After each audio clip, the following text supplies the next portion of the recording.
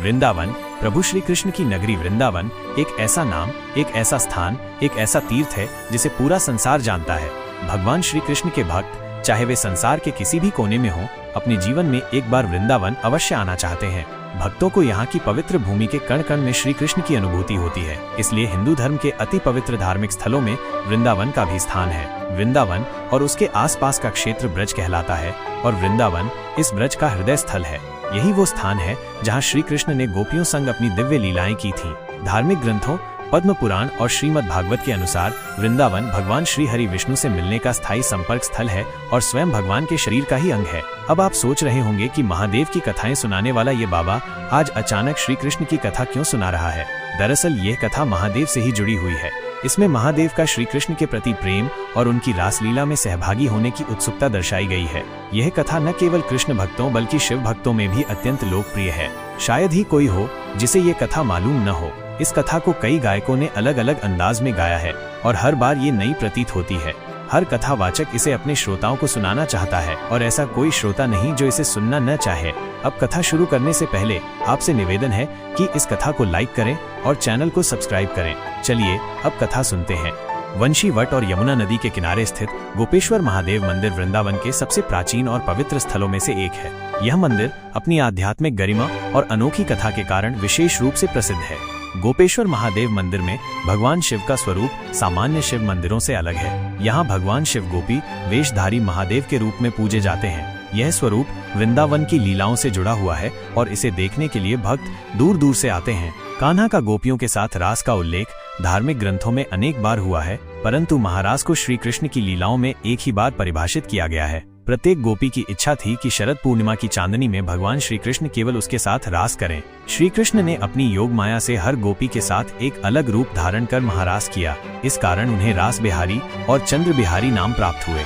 महारास की दिव्यता इतनी अद्भुत थी कि समय भी ठहर गया था। महारास की दिव्यता को देखकर 6 महीने तक चंद्रमा अपने स्थान पर स्थिर हो गए। बलराम जी, जो श्री कृष्ण के बड़े भाई थे, महारास में शामिल नहीं हो सकते थे। इसलिए वे गोवर्धन पर्वत के ऊपर खड़े होकर महारास का दर्शन करने लगे। इस दौरान किसी गोपी की दृष्टि उन पर पड़ी। जैसे ही गोपियों ने उन्हें देखने का प्रयास किया, बलराम जी ने शेर का स्वरूप धारण कर लिया। ये भी मान्यता है कि नारद मुनि महारास लीला को देखने के लिए गोपी का रूप धारण करके उसमें प्रवेश कर गए। इसी प्रकार सभी देवता अलग अलग रूप धारण कर महारास लीला का आनंद लेने पहुंच गए। भगवान श्री कृष्ण के महारास को देखने के लिए भगवान शिव भी आए, लेकिन उन्हें ये कहकर लौटा दिया गया कि यहाँ केवल गोपियां ही शामिल हो सकती हैं। अब शिवजी को लौटाए जाने का अपमान सहन नहीं हुआ। वे महारास लीला का दर्शन किए बिना कैसे लौट सकते थे। शिवजी तो ठहरे भोलेनाथ, मगर जिद में अडिग वे सीधा कैलाश पर्वत पहुंचे और माता पार्वती के पास जाकर सारा वृत्तांत सुनाया। उन्होंने उत्साह से कहा, उमा, श्री कृष्ण की महारास लीला चल रही है और वहाँ केवल गोपियों को ही प्रवेश मिल रहा है। मैं वहाँ जाना चाहता था, परंतु मुझे लौटा दिया गया। ये कैसा नियम हुआ? शिवजी के नेत्रों में बाल सुलभ हठ झलक रहा था। वे बोले, मैं भी इस लीला में सहभागी बनूंगा।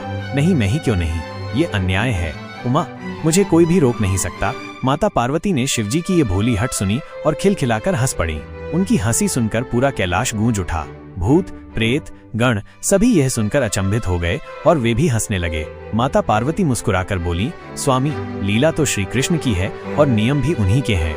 यदि आपको इसमें शामिल होना ही है तो आपको उनके नियमों का पालन करना होगा। शिवजी कुछ क्षण मौन रहे, फिर बोले, तो ठीक है, मुझे कोई उपाय बताओ, अब तो मैं ये अनुभव लेकर ही लौटूंगा। माता पार्वती ने स्नेह से शिवजी की ओर देखा।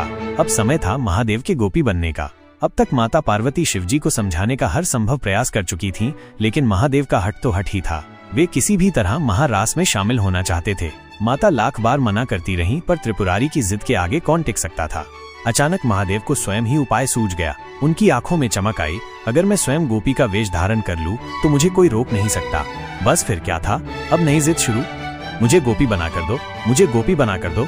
माता पार्वती हंसते हंसते लोटपोट हो गईं, लेकिन मन ही मन जानती थीं कि अगर इन्हें रोका नहीं गया तो ये सीधे इसी रूप में रासलीला में पहुंच जाएंगे। जब शिवजी ने लाख मिन्नतें की और देखा कि माता मानने को तैयार नहीं, तो महादेव ने स्वयं ही तैयारी शुरू कर दी। अच्छा, कोई मेरी तैयारी करने वाला नहीं तो मैं खुद ही कर लेता हूँ। और फिर जो हुआ वो पूरे कैलाश में हास्य का सबसे अद्भुत दृश्य बन गया। महादेव ने अपनी बाघ की खाल उतारकर एक सुंदर रेशमी साड़ी पहनी, अपनी जटाओं को खोलकर एक सुगठित जुड़ा बनाया, भस्म उतारकर गुलाबी लाली, चंदन और सुगंधित पाउडर लगाया, सिर पर अलंकार, पैरों में पायल और हाथों में चूड़ियां पहन ली। शिव का यह अद्भुत श्रृंगार देखकर पूरा कैलाश ठहाकों से गूंज उठा। भूत प्रेत गण सभी हंसते हंसते दोहरे हो गए। महादेव और ऐसा श्रृंगार, यह तो साक्षात त्रिपुर सुंदरी नहीं, त्रिपुर सुंदरा बन गए। अब माता पार्वती ने महसूस किया कि यदि इन्हें सही से तैयार नहीं किया गया तो कान्हा इन्हें तुरंत पहचान लेंगे। उन्होंने अपनी पूरी कला लगा दी। बिंदी से लेकर नूपुर तक हर चीज इतनी सुंदर और सजीव थी कि अब महादेव एकदम गोपी जैसी दिखने लगे। अब एक समस्या और थी, नृत्य कैसे करेंगे। माता ने शिवजी को डांस के कुछ स्टेप्स सिखाए। कमर की चाल, हाथों की मुद्राएं, हर चीज पर बारीकी से ध्यान दिया। बार बार जरूरी इंस्ट्रक्शंस दी, धीरे चलना, आवाज भारी मत करना और किसी से बात नहीं करना।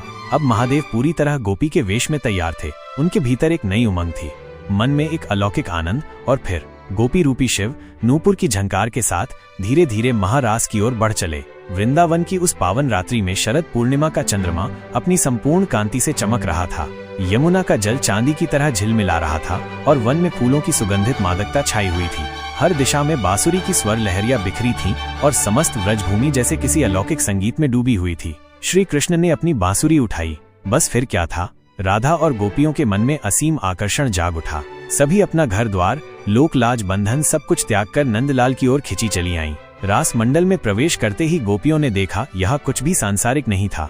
ये तो एक अद्भुत दिव्य लोक था जहाँ प्रेम, माधुर्य और अलौकिक आनंद की धारा बह रही थी। श्री कृष्ण मुस्कुराए। वे जैसे ही नृत्य के लिए अग्रसर हुए, हर गोपी के पास स्वयं एक श्री कृष्ण प्रकट हो गए। हर गोपी को लगा कि कान्हा केवल उसके साथ नृत्य कर रहे हैं।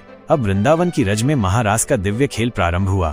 मृदंग, मंजीरा, पखावज, वेणु, झांझर और करताल की ताल पर गोपियां नृत्य कर रही थीं। श्री कृष्ण बीच में थे और चारों ओर गोपियां एक लय, एक ताल, एक स्पंदन, राधे राधे की ध्वनि से संपूर्ण ब्रह्मांड पुलकित हो रहा था। शिव जी अब गोपी रूप में धीरे धीरे रास मंडल की ओर बढ़ रहे थे।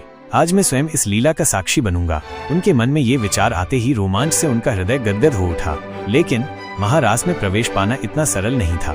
शिव जी को देखकर द्वार पर खड़ी कुछ गोपियां चौंकी। वे उन्हें अपरिचित समझकर ठिठक गईं। ये कौन नई गोपी आ गई? हमने इसे पहले कभी नहीं देखा। अब क्या होगा? भोलेनाथ अब गोपी बने तो सही, लेकिन गोपियों जैसे नाचना उनके बस की बात नहीं थी। शुरू में तो उन्होंने पूरी कोशिश की, धीरे धीरे इधर उधर घूमे, हाथ घुमाए, हल्के हल्के पाँव उठाए, लेकिन अरे ये क्या, हाथ लचकाने हैं ऐसे? अरे नहीं, ये क्या अजीब हरकतें हैं? भोलेनाथ को दिक्कत होने लगी। उधर गोपियां एक नई गोपी के अटपटे नृत्य को देख हैरान थीं। कौन है ये? न तो लटके झटके आते हैं, न ताल में ताल मिल रही है, लेकिन कान्हा मंद मंद मुस्कुरा रहे थे। बाबा बाबा, अब तो आपकी पोल खुलने ही वाली है। अब जो हुआ वो देखने लायक था। शिवजी ने जैसे ही नृत्य शुरू किया, उनके अंदर का तांडव नर्तक जाग गया। चीन तपाक, धम धम, धा धिन धिन धा। हवा में हाथ लहराने की जगह वे बाजुओं को जोर से उठाने लगे। हल्के फुल्के कदमों की जगह पाँव जमीन पर पटकने लगे। रास मंडल हिलने लगा। अरे ये गोपी नाच रही है या किसी युद्ध के लिए कमर कस रही है? गोपियां अचंभित, और उधर कान्हा, अब तो वे पूरी तरह खेल में आ गए। उन्होंने बांसुरी उठाई और ऐसी तान छेड़ी कि भोलेनाथ भूल गए कि वे गोपी हैं। अब ना कोई शर्म, ना कोई संकोच, बस भोलेनाथ का तांडव और कान्हा की बांसुरी का मुकाबला। धा धिन धिन धा, तिरकिट तिरकिट, धा धा धा। शिवजी ने आंखें बंद कर ली। बांसुरी की धुन उनके शरीर में लहरों की तरह दौड़ने लगी और फिर बस खेल खत्म। भोलेनाथ धम धम, धड़ाम, नागिन डांस, तांडव डांस, तरह तरह के डांस सभी एक साथ शुरू हो गए। बाबा कुछ तो कंट्रोल करो। रास मंडल में हर गोपी ठहर गई और भोलेनाथ को देखने लगी। अरे ये कौन सी गोपी है जो कान्हा की मुरली सुनते ही बावली हो गई? अब गोपियां कान्हा की तरफ देखने लगी, मानो कह रही हो, कान्हा ये क्या माजरा है? कौन है ये अनोखी गोपी? और कान्हा, अब तो खेल और मजेदार बनेगा। अब तक रास मंडल में सब कुछ अजीब घट चुका था। एक अनजानी गोपी जो लटके झटके छोड़कर तांडव नाच रही थी, वो बाकी गोपियों के बीच बवाल बन गई थी। अरे ये कौन है? ये तो हमारी तरह नाच ही नहीं रही। अब सारी गोपियां कान्हा की ओर घूरने लगी, तो कभी महादेव की ओर। कान्हा बताओ, ये कौन सी नई गोपी आई है जो तुम्हारी बांसुरी की धुन पर ऐसे झूम रही है जैसे कोई युद्ध नाच कर रही हो? और कान्हा तो पूरी तरह खेल के मूड में थे।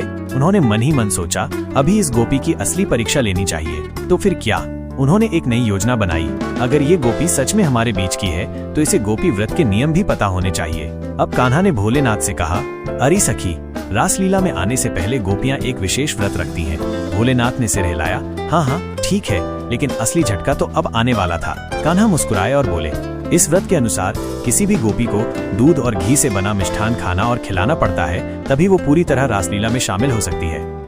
अब मुश्किल ये थी कि महादेव व्रत के नियम नहीं जानते थे। उन्होंने झट से बोल दिया, हाँ हाँ दो ना, खा लूंगी।